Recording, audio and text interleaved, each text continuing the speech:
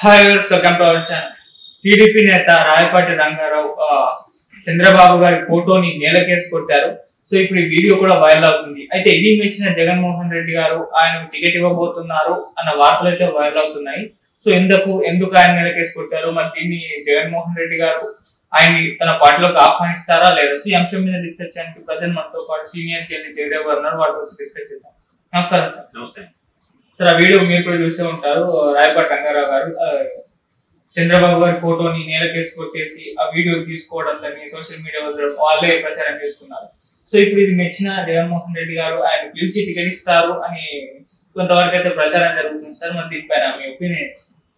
అంటే ఈ కల్చర్ ఎలా ఉందంటే వైసీపీలో ఇటువంటి ఈ వైసీపీ కల్చర్ అని ఒక అభియోగం ఉంది. ఎట్లా అంటే ఎవరైతే చంద్రబాబు గారిని, లోకేష్ గారిని, పవన్ కళ్యాణ్ గారిని దుమ్మెత్తి పోస్తారో, తిడతారో, ఏదో ప్రతి స్టేజ్ మీద కూడా వాళ్ళకి మొదటి ప్రాధాన్యత ఉంటుంది. అదొక ఎక్స్ట్రా క్వాలిఫికేషన్ లా చెప్తారు అని ఒక అభియోగం ఉంది. అది కొన్నిసార్లు మనకి వాస్తవమేమో అనిపిస్తుంది. కొంతమంది మంత్రులు ఊరికే ప్రధానికి అంటే చంద్రబాబు గారు అరెస్ట్ ని నిరసించి న్యాయం గెలిచిందని వెటకారంగా మాట్లాడడం, తర్వాత ఆయన గెలిచిన తర్వాత తపాసులు కాల్చుకున్న వాళ్ళు రకరకాల ఎవరైతే అట్లా బిహేవ్ చేస్తారో వాళ్ళకి ఖచ్చితంగా వైసీపీ మంచి సముచిత స్థానాన్ని కల్పిస్తుంది అన్నట్టుగా ఒక అభియోగం అయితే ఉంది. మరి నిజమే అయిండొచ్చు కూడా.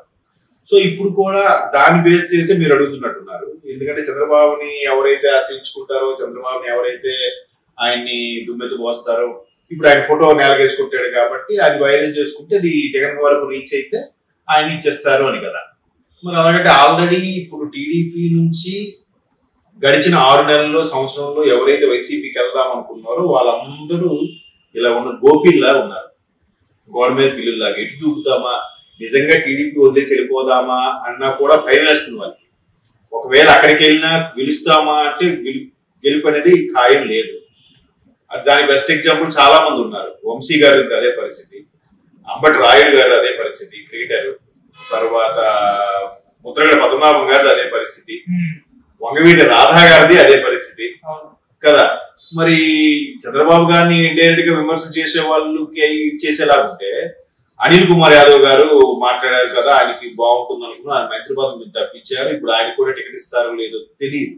ఎందుకు తెలియదు అని అంటున్నానంటే ఆయన కూడా ఒక నిర్లిప్తతో ఏం మాట్లాడారంటే జగన్మోహన్ రెడ్డి గారు గెలిచి మాకు ముఖ్యమంత్రి అవడం ముఖ్యం, ఆయన ఎవరి పేరుని సజెస్ట్ చేస్తే వాళ్ళ వెనక మేము నిలబడి నడిపిస్తామన్నారు. ఆఖరికి రోజా గారు కూడా అదే స్టేట్మెంట్ కదా. ఇంతమంది ఆల్రెడీ అందులో ఉన్నా కూడా ఎలక్షన్స్ ఇంకా టైం ఉంది కదా, లేదా సంక్రాంతి అయిపోతే మాట్లాడదామా, లేదా ఒక్కసారి బరస్ట్ అవుదామా అని ఉద్దేశంలో చాలా మంది ఉన్నారు. చాలా సందర్భాల్లో స్టేజ్ మీద రోజా గారు మాట్లాడినప్పుడు కూడా వెంటనే ఆవిడ చెవి దగ్గరికి వెళ్ళి చంద్రబాబు గారు తిట్టండి అని చెప్పిన వీడియోలు కూడా మనం చాలా చూసాం కదా. అలా చెప్తేనే స్పెషల్ క్వాలిఫికేషన్. నిజంగా అలా క్వాలిఫికేషన్ ఉంటే ఇప్పుడు నుంచో తిడుతున్న వాళ్ళకి ఇప్పుడు పరిస్థితి బాగాలేదంటే లేటెస్ట్ గా ఆయన ఫోటో నేలకేసి కొడితే నీకు ఇచ్చేస్తారా చెప్పలేము. పైగా ఆల్రెడీ 3 జాబితాలు రిలీజ్ చేసే అవకాశం ఉంది అని ఆల్రెడీ కొన్ని డిక్లేర్ చేసేసారు అంటున్నారు. ఈ డిక్లేర్ చేసేసినప్పుడు ఈ లిస్ట్ లో పేరు లేకపోతే ఎలా అవుతుంది? ఆల్రెడీ ఇచ్చేసి ఉంటారు, కొంతమందికి హామీ ఇచ్చేసి ఉంటారు. నెక్స్ట్ ఈయనకి ఎంత ఆధారం ఉందో అనేది తెలియదు. మరోవైపు పీకే గారో లేదా ఇంపాక్ట్ సర్వే ప్రకారమో ఎవరికైతే, ఏ ఎమ్మెల్యేకి అయితే, ఏ ప్రజాప్రతినిధికి అయితే ప్రజాదరణ ఏ రేంజ్ లో ఉంది అనుకునే అంశంలో కూడా కొన్ని రకాల మాటలు ఉన్నాయి. ఒకవేళ ఎవరికైనా అక్కడ స్థానికంగా ఉండే ఎమ్మెల్యేకి అంత పనితీరు బాగలేదు, ఆయనకి ప్రజల్లో అంత క్రేజీ లేదు అనుకుంటే ఆయన తప్పించేస్తా ఉంటున్నారు. వాడికి పనితీరు బాగలేదు, వాడికి ఇమేజ్ బాగలేదంటే ఎమ్మెల్యే తప్పంట, లేదు అక్కడ ప్రజాదరణ ఉందనంటే మాత్రం జగన్మోహన్ రెడ్డి గారి క్రెడిట్ అంట. అట్లా ఉంది ఇక్కడ క్రెడిట్ అంతా. సో ఎటువంటి నేపథ్యంలో ఓన్లీ ఆయన ఫోటో నేలకేసుకుంటే సీట్ ఇచ్చేస్తా ఉంటే ఎందుకు? ముద్రగడ పద్మనాభం గారు కూడా ఆయనకి కాకపోయినా ఆయన అబ్బాయికనే ఇస్తామనుకున్నారు. ఇప్పుడు అది క్వశ్చన్ మార్కు. ఆయన మళ్ళీ వెనక్కి వచ్చి పవన్ కళ్యాణ్ గారితోనూ లేదా కాపు సామాజిక నేతలతో కూడా మాట్లాడుతున్నారట. సో ఇవాళ ఒక పర్సన్ ఈ 2 రోజులు ఊసిలాడుతారో తెలియదు. ఇంకో ఎగ్జాంపుల్ కూడా చెప్తాను. అంటే ఇప్పుడు ఆయనకి రాయపాటి గారికి చెప్పాల్సిన ఇంకో ఎగ్జాంపుల్ ఏంటంటే మన పేరేంటి ముద్రగడ పద్మనాభం గారిది ఇలా జరిగింది. తర్వాత ఆయన మళ్ళీ వెనక్కి వచ్చి లోకేష్ గారితో వాళ్ళతో మాట్లాడతారని చెప్పారు. ఇలా ఉంది పరిస్థితి. అందరూ వైసీపీ నుంచి టీడీపీ జనసేనలోకి వెళ్తున్నారు, అదే చూస్తున్నాం.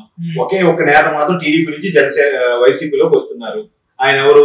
కేసీఆర్ నాని గారు. కన్ఫర్మ్. తీరా ఆయన వెళ్ళారు అని అంటే ఆయన అనుచరులు ఎవరు వెళ్ళట్లేదు కదా. ఏ నాయకుడైనా ఒక పార్టీలోకి వెళ్తున్నారు అని అంటే ఆయన వెనుకున్న మంది, మార్పులం, ఆ ఓటర్ల పర్సంటేజ్, లేదంటే ప్రజాదరణ, ఇవన్నీ బేరీజు వేసుకునే కదా ఆయన ఏ పార్టీలోకి వెళ్ళి నేను గెలుస్తాను గెలిపించుకుంటాను అనుకోవడానికి. కేసీఆర్ నాని గారు వెళ్ళారు కానీ ఆయన కుడి భోజనం ఎడం భోజనం వెళ్ళట్లేదు, టీడీపీలోనే ఉంటున్నారు. మరొక ఎమ్మెల్యే కూడా ఇవాళ పొద్దున స్టేట్మెంట్ ఇచ్చాడు, నేను టీడీపీతోనే ఉంటాను, నాని గారితో కేసీఆర్ గారితో వెళ్ళట్లేదని. అలాంటి పరిస్థితి చూస్తున్న సందర్భంలో కూడా రాయపాటి గారు వైసీపీలోకి వెళ్ళాలనుకుంటున్నారు. అక్కడ కూడా ఇప్పుడు ఈసారి చాలా కీలకం కాబట్టి కీలకమైన నిర్ణయాలు తీసుకుంటున్నారు. ఇప్పుడు ఆయన ఫీల్ అయ్యి ఫోటో నేలకేసి కొడితే ఇప్పుడు ఆల్రెడీ జనసేనతో అలయన్స్ ఉంది. సో ఇంకా కొన్ని కీలకమైన ఏవైతే నియోజకవర్గాలు ఉన్నాయో, ఎంపీ స్థానాలు కానీ అసెంబ్లీ స్థానాలు కానీ, అవి కూడా ఎప్పటి నుంచో ఉన్న టీడీపీ కూడా మొండి చేయి చూపించాల్సి వస్తుంది కదా. జనసేన టైప్ అయిన కూడా వాళ్ళకి ఇవ్వాల్సి వస్తుంది కదా.